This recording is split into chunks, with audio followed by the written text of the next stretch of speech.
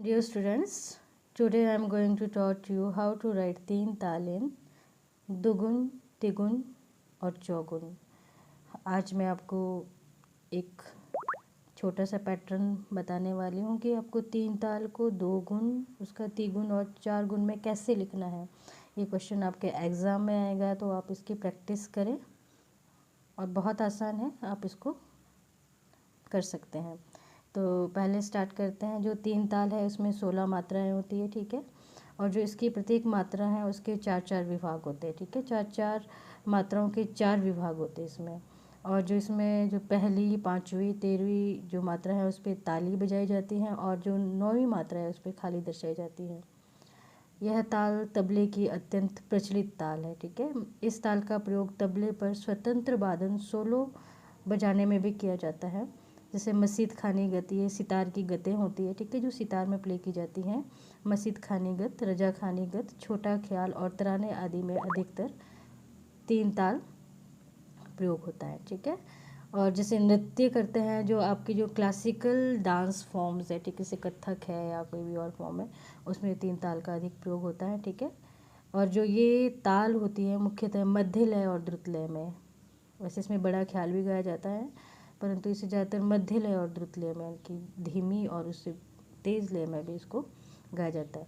तो let's start. मैं अब आपको थोड़ा सा समझाने जा रही हूँ कि तीन ताल है क्या, इसके बोल क्या है और इसकी मात्राएं क्या है। तो आप जैसे सामने देख रहे होंगे, तो जो आपकी तीन ताल है, सबसे पहले मात्रा, ठीक है। जो ये मात्रा है, तो मात्रा काउंटिंग है आपकी, ठीक है। 1 2 3 4 5 6 7 8 9 10 16 तक, ठीक है। 16 तक की 16 मात्रा की ताल होती है, ठीक है। इसमें 16 मात्राएं होती तीन ताल में। तो आपने ध्यान रखना है, जो मात्रा है, मात्रा में आपकी 16 तक की गिनती आ जाएगी। इसका मतलब है कि इसकी 16 मात्राएं। जब आपके बोल आएंगे इसमें, जो आपके तीन ताल में जो बोल होते हैं, ये आपको लर्न करने हैं, याद करने हैं, और इसी तरह से आपने लिखने हैं। जैसे मान लो धा है, धिन है, तो धिन के ऊपर बिंदी आएगी, तो आपको ये एज इट इज़ ऐसे ही लिखने हैं। एक मात्रा के नीचे धा, दो के नीचे धिन, फिर तीन के नीचे धिन, फिर चार के नीचे धिन, ठीक है। फिर उसके बाद फिर धा, ये आपकी पांचवी मात्रा है, ठीक है। पांचवी मात्रा, फिर से धा धिन धिन धा। फिर आपकी नौवीं मात्रा है धा तिन तिन ता धिन धिन धा। तो ये कंसेप्ट आपको समझ आ गया। जो आपकी जो पहली 8 मात्रा है उसमें धा धिन धिन धा धिन धिन धा। और जब नौवीं पे आते हैं आप, तो धा तिन तिन ता धिन धिन धा। यानी कि इससे एक समझने में भी आसानी होगी कि जो धा तिन ता आएगा, दैट मीन्स कि आपकी नौवीं मात्रा से आगे स्टार्ट हो गया, ठीक है। अब आए आपके ताल चिन्ह। जो आपकी ताल है उसके चिन्ह भी बताया गया। आप कैसे पता चलेगा आपको कि ये सम है, यहाँ से शुरू हो रही है, या पहली ताली कहाँ बज रही है, दूसरी कहाँ बज रही है। तो जैसे मान लो आपकी जो पहली मात्रा है उस पर क्रॉस का चिन्ह है, इसका मतलब है कि सम है ये, ठीक है।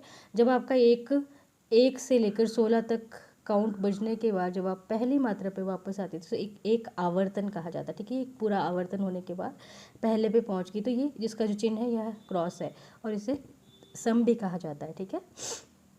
फिर मैंने कहा था कि आपको कि 1 5 और 13वीं मात्रा पे ताली बजती है। तो जो आपकी जहाँ पर आपकी ताली बजती है वहाँ पे आपने चिन्ह दर्शाने हैं। जैसे मान लो आपका सम का क्रॉस है, दूसरी मात्रा है तो 2 ताली, ठीक है। और जो 13वीं मात्रा पे भी ताली है तो 3 ताली। अब आया बीच में 9वीं मात्रा पे खाली, और जो खाली का चिन्ह है, खाली को आपको जब भी दर्शाना है उसको आपको 0 से दिखाना है, ठीक है। तो आपका सम क्रॉस से और खाली आपका 0 से, और जो बाकी 2 और 3 करके आपके काउंट करना है। तो आई थिंक आपको ये समझ आ गया होगा। धा धिन धिन धा धिन धिन धा तिन तिन ता धिन धिन धा। 1 2 3 4 5 6 7 8 9 10 11 12 13 14 15 16, ठीक है। जो आपकी पहली मात्रा है उसका सम क्रॉस है, ठीक है। क्रॉस हिंद जो आपका भातखंडे संगीत लिपि पद्धति है उसके अकॉर्डिंग, ठीक है, स्वर लिपि पद्धति उसके अकॉर्डिंग जो सम है उसको क्रॉस के द्वारा दिखाया जाता है, ठीक है। जो 2 और 3, और जो खाली है उसको 0 से दिखाया जाता है, ठीक है। तो ये एक चिन्ह है, आपको ये पता होने चाहिए। अब इसका दुगुन कैसे बनता है, ठीक है, सेम एज इट इज़, ठीक है। सेम क्या हो गया आपका मात्रा है, सबसे पहले मात्रा लिखना आपने, ठीक है। फिर आपको दुगुन बनाना है। इसका दुगुन अभी आपकी सिर्फ एक मात्रा के नीचे एक बोल था, ठीक है। जब आप इसको दुगुन करोगे तो क्या हो जाएगा, जो ये आपकी 2 मात्रा है, धा दिन है, धा दिन की एक मात्रा बन जाएगी, इनकी आधी आधी हो जाएगी, आधी आधी करके। जैसे ये धा दिन, इनको हम जोड़ेंगे तो ये अभी ये एक है कि खाली, लेकिन जब इसको हम एक करेंगे तो इसकी 2 की आधी बन जाएगी, तो धा दिन। तो ये 2 मिला के एक मात्रा बन गई। और जो उसको दर्शाने के लिए क्या नीचे हमने ये अवग्रह दे दिया है, ठीक है, नीचे ये हमने निशान दे दिया, ठीक है।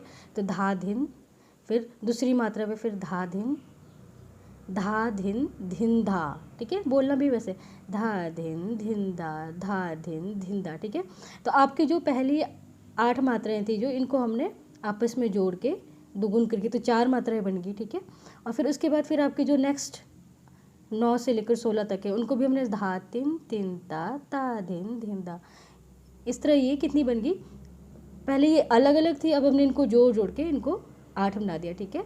अब जो 9वीं मात्रा है धा दिन, फिर एज इट इज़ वही, क्योंकि आपको वो पूरा करना है ना, को डबल करना है। तो धा धिन दा धा तिन ता धिन दा, ठीक है। तो 16 मात्राएं कंप्लीट हो गई आपकी। पहले आपकी एक एक इंडिविजुअल थी, फिर आपने इन 2 को जोड़ के 2 की 1 बना दी, 2 को 1 में डिवाइड कर दिया, ठीक है। तो उसके चिन्ह भी ऐसे ही होंगे, ठीक है। तो यहाँ तक मुझे लगता है कि आपको दुगुन बनाना आ गया होगा आप, ठीक है। अब हमने तिगुन बनाना है, इनके इसको 3 गुण में हमने वो करना है, 3 गुण, अभी तक 2 किया था, अब 3 में करना है। जो तिगुन करना है हमने, तिगुन में क्या करेंगे, जो अभी तक हम 2 मात्राएं कर रहे थे, अब हमने क्या करना है, जैसे आपका धा दिन था ना, तो ये था, हमने एक एक था पहले, ठीक है, फिर हमने इनको 2 कर दिया, इनको जोड़ के 2 को 1 बना दिया। अब क्या करना है, आपने 3 मात्राओं को जोड़ के 1 बनाना है।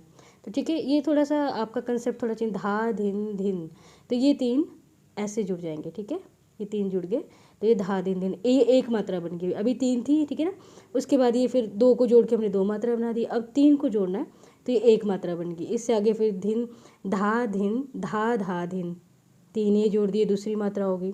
फिर इससे आगे तो ये ऐसा बनेगा, ये देखिए आप, ये देखिए मात्रा है, देखो धा धिन धा धिन धा, फिर आपने इसको जोड़ना है। अब ये बहुत इजी, मुझे नहीं लगता कि आपको ये अब मुश्किल आएगी इसको करने में, ठीक है। तो ठीक है, अब आपने सबको जोड़ के इस तरह से आपने दिखाना है। और चिन्ह वैसे ही 16 मात्राएं होनी चाहिए आपकी, जैसे 16 काउंटिंग पे आ गया आप, ठीक है। तो चिन्ह वैसे ही जो पहली मात्रा है उस पर क्रॉस आएगा, जो 5वीं में, यानी कि अब जो 3 बोल है आपके, 3 बोलों की 1 मात्रा बन जाएगी, ठीक है। 3 बोल की 1 मात्रा बन गई, यहाँ पे भी इस तरह से आगे 16 तक चली जाएगी, ठीक है। रिपीट भी होगी बीच में, लेकिन आपने 3 बोलों की बनानी, तो तिगुन हो जाएगा आपका, ठीक है।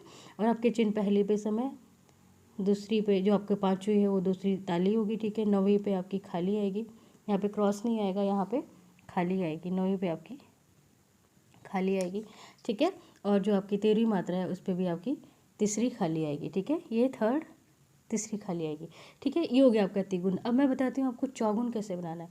चौगुन में भी सेम ही चीज़, देखो अभी तक हमने क्या किया था, जब हम 1 का दुगुन बना रहे थे, 2 बोलों को मिलाकर दुगुन बना रहे थे, उसका 1 कर रहे थे, 2 को 1 कर रहे थे, फिर 3 में क्या किया हमने, 3 को 1 बना दिया, ठीक है।